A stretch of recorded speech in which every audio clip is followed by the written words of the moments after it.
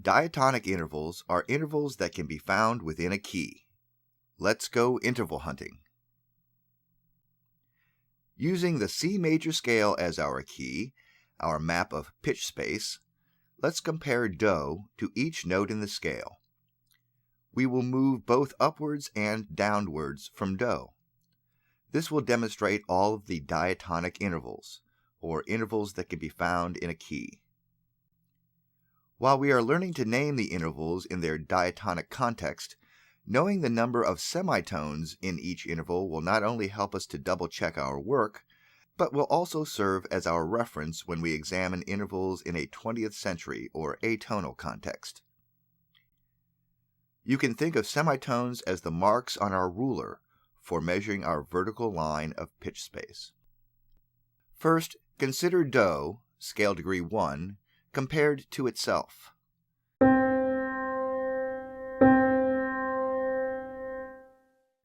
To move from one note to itself, you must move 0 half steps. However, when people sing together on the exact same pitch, they sing as one, or in perfect unison. Any note related to itself is an interval of a perfect unison. The number represented by the prefix uni is 1. The interval step number for any note name to itself is 1. Another word for 1 is prime, so some people call a perfect unison a perfect prime. The shorthand for a perfect unison is P1. Notice that when we name intervals, the name has two parts, a letter part that represents the quality of the interval, and a number part that represents the distance between the two notes, expressed in scale steps. In this case, the quality is perfect, and the scale step distance is a unison, or 1.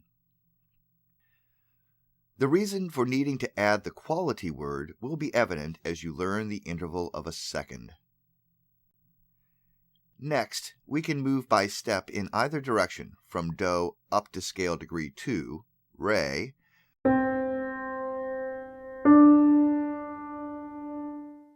or down to scale degree 7, Ti.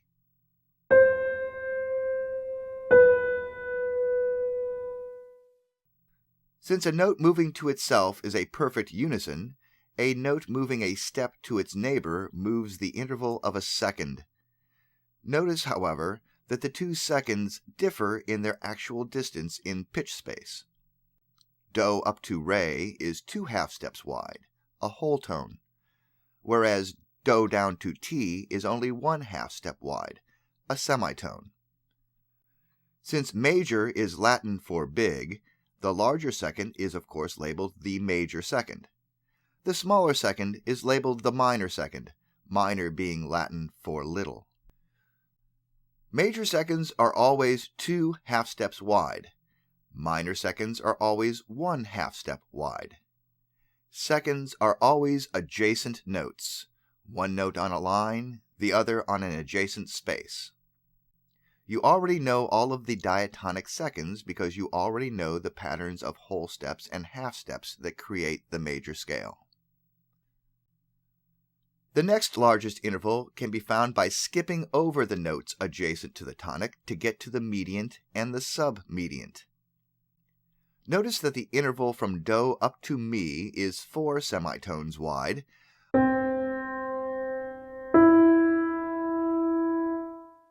while the third between Do and La is only 3 semitones wide.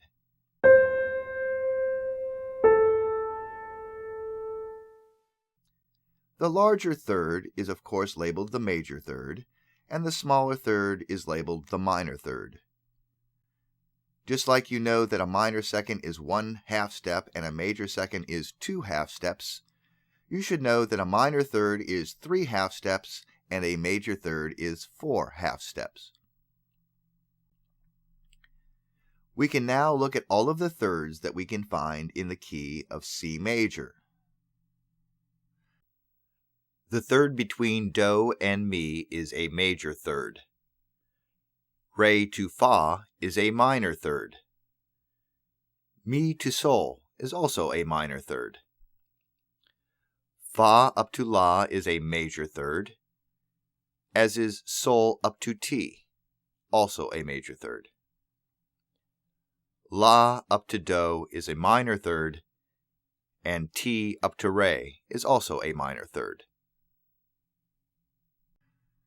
The interval between every other note name is always a third. Thirds are found between adjacent lines or between adjacent spaces on the staff. Both notes must be on lines or both notes must be on spaces. Thirds will become extremely important for building chords and understanding harmonies.